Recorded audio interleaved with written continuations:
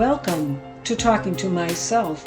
I'm Carol L. Paur, your host, and the author of the recently released Raleigh Peters and the Lumberjack Ghost, a middle grade mystery, and the 2022 YA mystery, Early Summer. I'm sitting in my air-conditioned office thinking about making a cup of hot cocoa. Our thermostat isn't working. I can either turn off the air conditioner and boil, or have the air on but need a blanket. I think it's easier to put on more than take it off. I rely a lot on the National Day Calendar for fast facts, that's a mouthful there, on happenings during the month. Ice cream is something that pops up on the National Day Calendar in July 7 times. That's great because my husband works for an ice cream plant and we get a lot of ice cream. Some people can't eat dairy products, but if you're an ice cream fan, do you have a favorite flavor? I lean toward cookies and cream, but I also like Moose Tracks and a good vanilla. I don't like flavors like bubble gum or cotton candy.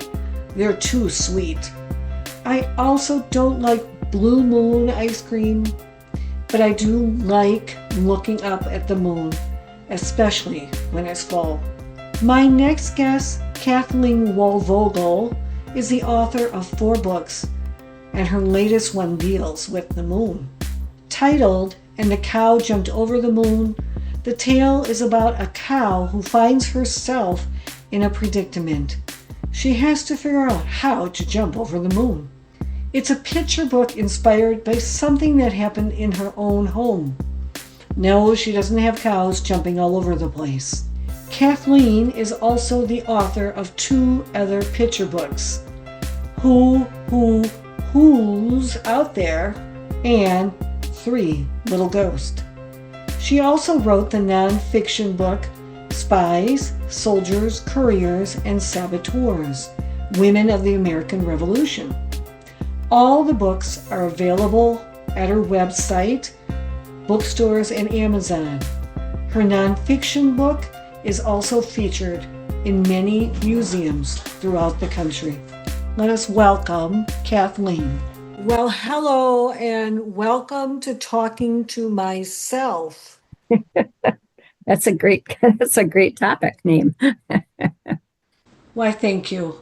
I really do talk to myself a lot, so I thought I'd make it into a podcast. So let's talk about your most recent book. I read your book, very cute, and it's a spin-off, I hope, from the cow that jumped over the moon, or right? Yes, Correct? it is. Yes, it is Right. from Hey Diddle Diddle. Yes, he did. Thank you. And what inspired the book? Well, I've always liked nursery rhymes and I've always liked fairy tales. And when I was teaching, because I am a retired teacher, I used to have my students rewrite a nursery rhyme or a fairy tale from a different point of view. And so I thought it would make a cute book to talk about how cow panics because she hears the nursery rhyme and she has no idea how she can possibly jump over the moon. So that was actually the inspiration for it.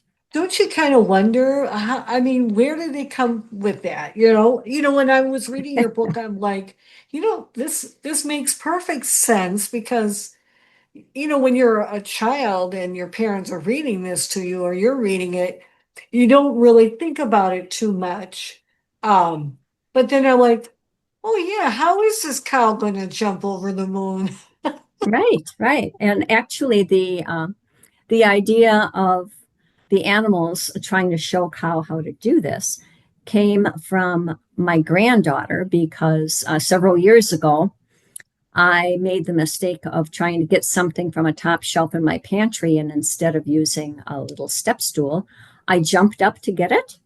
And the result was that I sprained my ankle and I broke a bone at the side on the side of my foot, and I ended up in a walking boot. And my granddaughter, who I think was 4 at the time, could not understand how I did that. So she then proceeded to show me how to jump up and land without getting hurt. That's cute. Very cute. Yeah. Oh, wow. What age group is this for? I really think that it's for from birth or when you start to read to your children to about 7 or 8, Okay. age 7 or 8. Okay, great. So tell me about your other books. My first picture book was after spending Halloween with my grandchildren. I wrote a rhyming Halloween book called Three Little Ghosts. And that's because I had the 3 grandchildren at the time. Cute. And my second picture book was Who's Out There? And I was inspired when I saw a baby owl by himself up in a tree, and his eyes were just enormous, and he looked so scared. And it reminded me of small children when there's a sudden sound or movement, and they kind of jump a little bit. And so that's what that book is about: is who's out there. That's cute. Very cute. Okay, so you sort of answered this next question because you said you're a retired school teacher. Um, could you tell me a little bit about that? How long did you teach? What grades did you, instruct? Mhm. Sure. Actually, I taught 5th grade for 4 years, and then I was moved to the middle school, and I taught 8th grade language arts for 10 years. So I taught the reading and the writing and some of the creative writing ideas and things like that. So that's kind of my background in teaching, and I've always loved writing. So when I was moved to language arts, it just seemed like a natural fit for me. So I was able to come up with different ideas for kids to be writing. And then once I retired, I thought, well, you know what? They can't have all the fun. I'm going to have some of the fun too, and I'm going to write myself. Could you tell us about your middle grade book? That's narrative nonfiction, and it's called Spies, Soldiers, Couriers, and Saboteurs, Women of the American Revolution. And every chapter is about a different woman who helped the Patriots defeat the British in some way. And these were women that I had never heard of at the time that I started my research. And so that book has that was a wonderful book for me to research and to write, because I learned a lot about American history when I did that. And I've always loved history, and I've always loved writing. I think that's so true. I'm working on a picture book. It's called Geraldine's Halloween, and it's I won't explain the story, but I was doing just a little research on the Civil War, and did you know that there were hot air balloon what do you call them, riders, drivers, that they tried using to spy on the enemies? Did you know that? I didn't know that, but isn't Oh, it interesting to come up with these different facts when you do your research? exactly. It is. It's so fun. I always try, um, with my Raleigh Peters series. I try to connect it with like archaeology or science, and boy, I could go down a rabbit hole.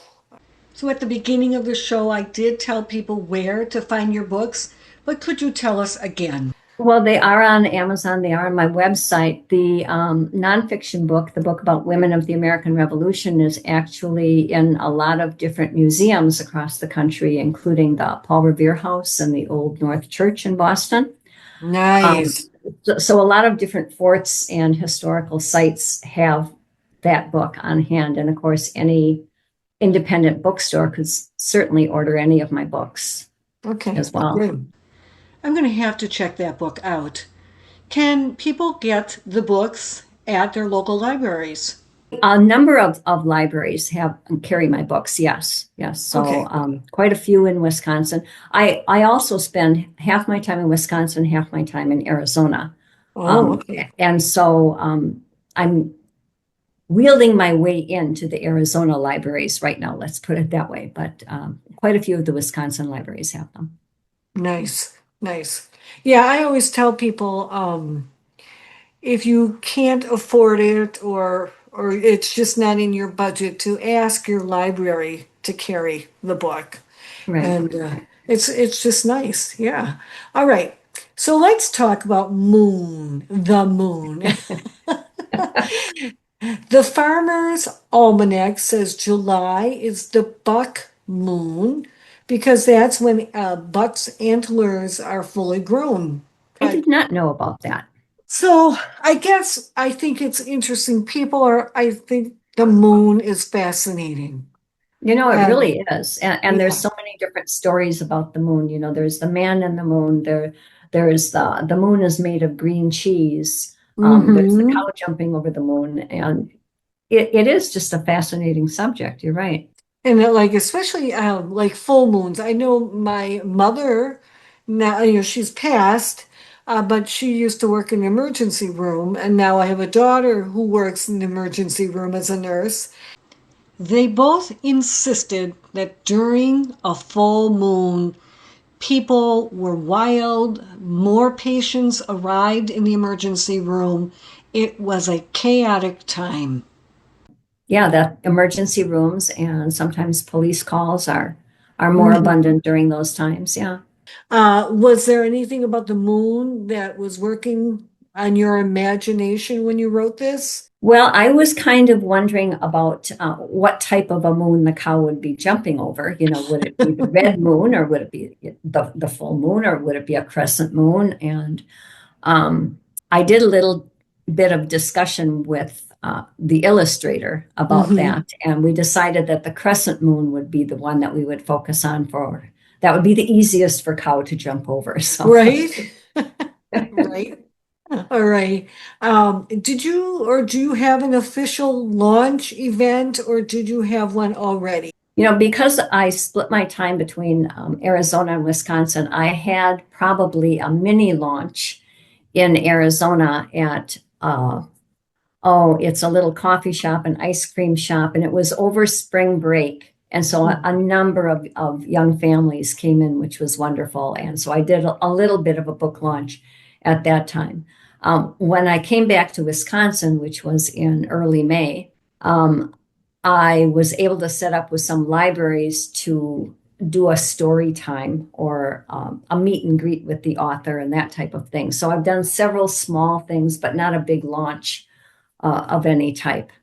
But it's been fun to share the story with the families and see the kids' reactions to the illustrations. And I always point out that the illustrator on this book put a little bat on each of the spreads. So you can see a bat either flying in the Oh, now I background have or to go back. upside down. Yeah. Yeah. Yeah. And why was that? That is just one of the things that she enjoys doing. She thinks that kids kind of look to for fun activities along with reading the book, but also fun things to look for. And so she Right? did something like that. She's the same illustrator that's done all three of my picture books. And so she's Nice. done something like that for all three of my books. And the kids do seem to enjoy it. So that's been fun. Right. Well, I'm going to have to go and look for that. Um, I know when I do author like book fair, especially book fairs where I'm with other authors, I find that the books that sell the most, I mean, when I'm watching other authors and that, it does seem like picture books. People really like picture books, and I think like especially grandparents or younger parents. Do you find that being the case when you go to author events or book fairs? I think that picture books seem to sell fairly well at those venues. And I think one of the reasons is that you get to actually see the pictures, you get to see the illustrations along with the words. I think sometimes when you're ordering a book like on Amazon, the books for adults are going to sell better there Right. because you can read the reviews that are for them. But Hmm. I think with the picture book, you actually want to see what it is that you're purchasing. You want to see the illustrations and if it's a good fit for what you're looking for. Right. So when I looked at your book, the illustrations are really adorable. Also, when you're an author, how involved do you get with, the illustrations and directing the illustrations? My first two picture books, I had either a phone call or a Zoom call with Jaden Ellsworth, who is the illustrator for the Okay. books. With this particular one, And the Cow Jumped Over the Moon, there was a Zoom meeting with our publisher, Orange Hat, out of Wauwatosa, Wisconsin, as Hmm. well as Jaden and me. And the three of us then discussed what we felt would be a good feel for the book. So this is really the first time that I've had kind of that much input with it. And it was very interesting for me because this time Jaden sent me some of the sketches where she did the rough sketch to begin with, and so I could see the characters' expressions and what the animals looked like. And then she sent me a color palette for each of the animals, and then finally the final copy. And so that was fun for me to see. She also showed me two different ideas that she had for the cover, and she asked me what I thought. And so I took it to the experts and went to my grandchildren and said, which of these covers do you think is the best? And it was unanimous that it came out to the one that she chose to use. So that worked out Nice. very well. Yeah. So did Orange Hat do your American Revolution one too? Yes, they did. Yes. Orange Okay. Hat has published all of my books. Kathleen, what other thoughts do you want to share about writing or things I might have missed?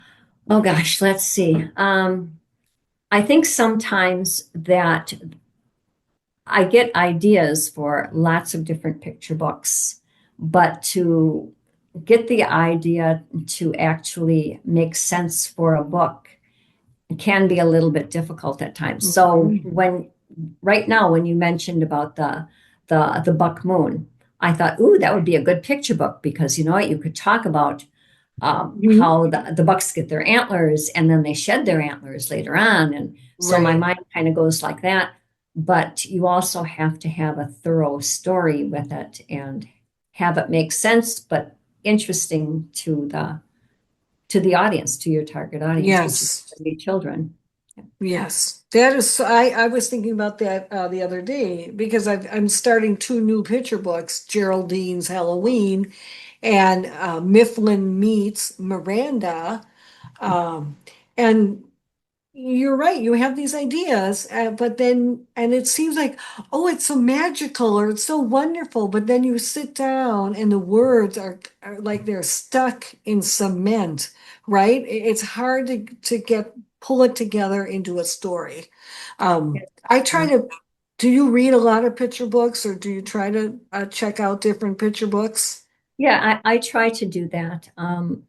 I find myself, of course, reading the ones that I like or Mm-hmm. that I'm attracted to, but at the same time I realize that I need to read a wider range of picture books, let's put it that way, Mm-hmm. so that I have a better idea of what's out there, what's popular with everybody else. Just because I have a tendency towards one type of picture book does not mean that Right, that's the best one to go right, forward with. Yeah.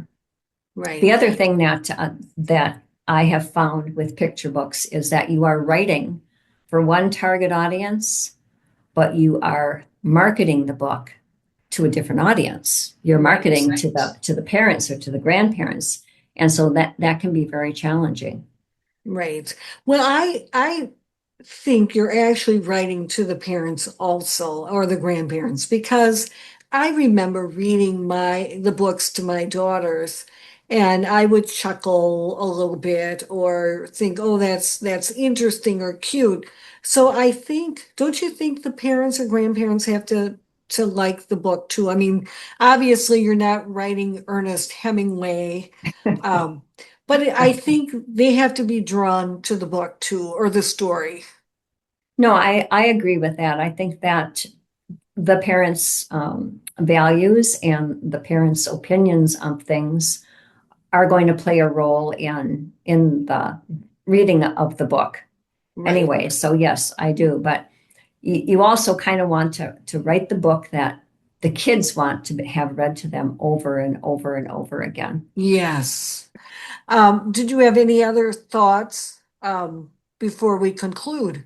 I think that it's important that when you are writing and you're done with one project, that you don't then just say, okay, I'm all done now, and that's going to be the end of it. I think in order to keep your creative juices going, then you continually write. It might be in a different genre, it might just be that you're writing something for yourself. I have a tendency to write stories for my grandchildren where they are the characters in the stories. I have no intention of having them published, but at least I'm continuing to write and I'm continuing to have those creative juices. Yeah, I totally Early agree. on. Yeah. Yes, yes. I'm sorry, I didn't mean to interrupt.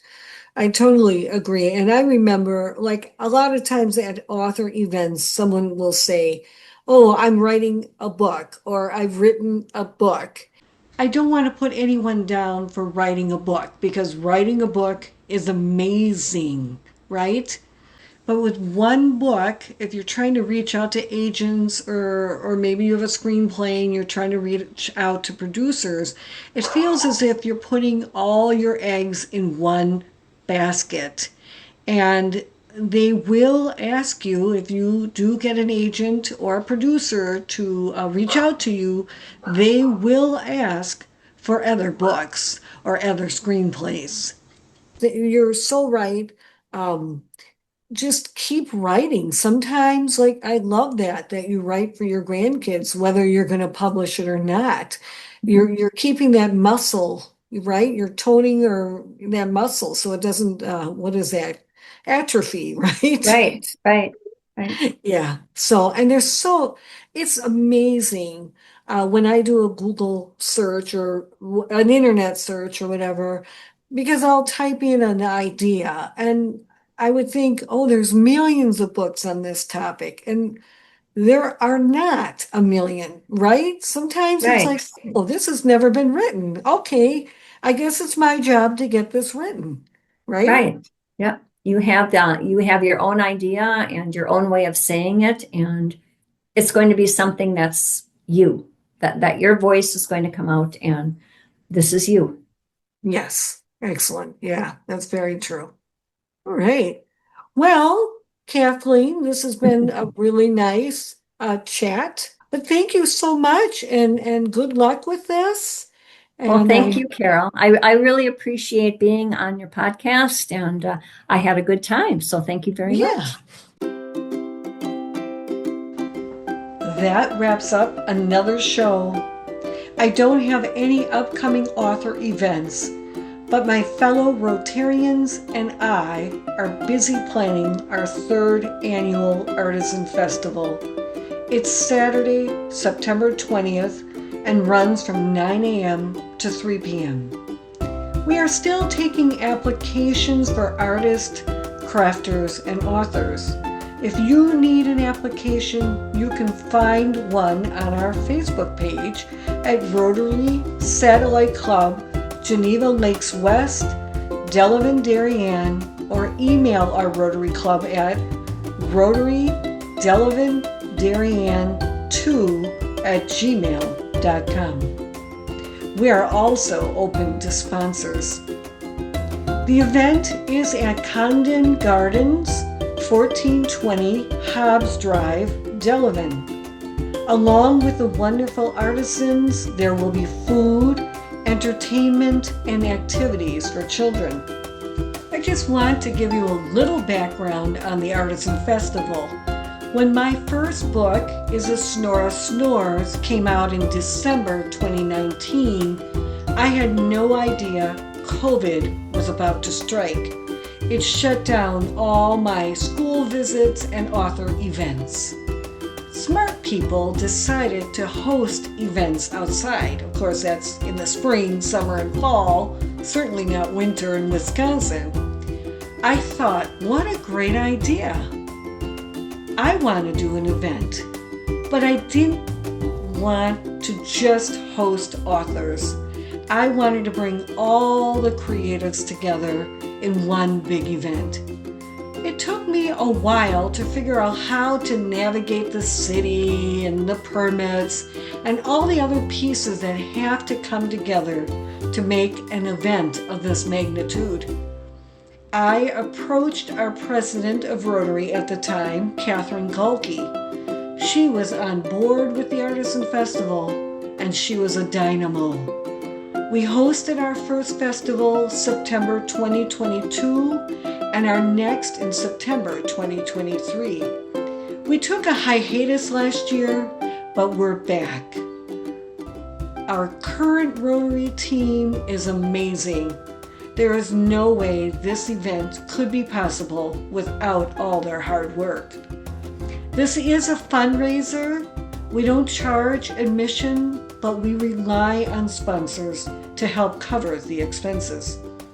Please support the artisans of southeastern Wisconsin by attending this event on Saturday, September 20th. Again, thank you so much for listening. Please like and share, and we'll see you at the Artisan Festival. And if you see me walking around and I'm moving my lips, know that I'm talking to myself.